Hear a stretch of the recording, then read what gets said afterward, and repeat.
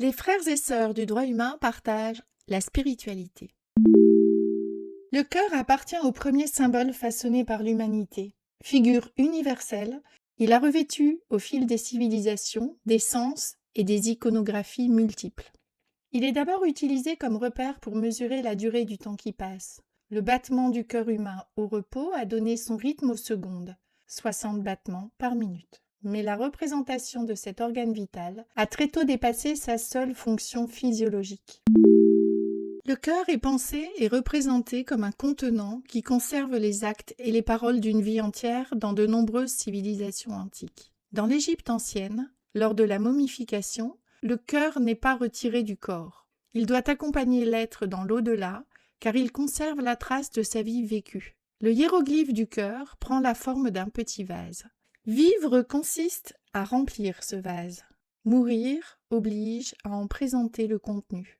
Gare alors au jugement de Mahat. Le cœur est posé sur la balance face à la plume. La pesée ne se joue pas dans l'absence de poids, mais dans l'équilibre. Un cœur trop lourd signifie un excès, trop de mensonges, trop d'attachement. Un cœur trop léger est le signe d'une vie qui n'a pas été réellement habitée, celle d'un être qui n'a pas assumé ses engagements, ses liens, ses responsabilités, et laisse le cœur creux.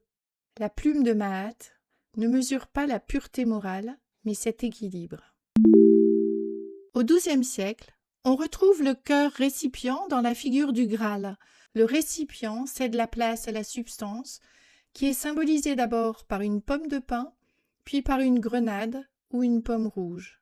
Le haut Moyen-Âge voit émerger une symbolique autour du cœur liée à l'idée de sacrifice et de dévoration. Le cœur mangé devient la métaphore d'une union divine et d'un renouveau spirituel.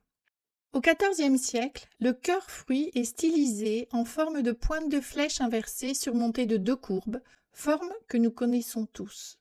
Il prend aussi une forme florale, plus ésotérique, avec la rose. Ses pétales, disposés en cercle concentrique, évoquent un mouvement d'approche progressive, le centre étant protégé. La rose apparaît lorsque le cœur a cessé de vouloir posséder. Elle est le signe d'un cœur parvenu à sa juste forme. C'est la pierre philosophale de l'amour, en quelque sorte. À suivre, le cœur dans la symbolique maçonnique. Nous avons dit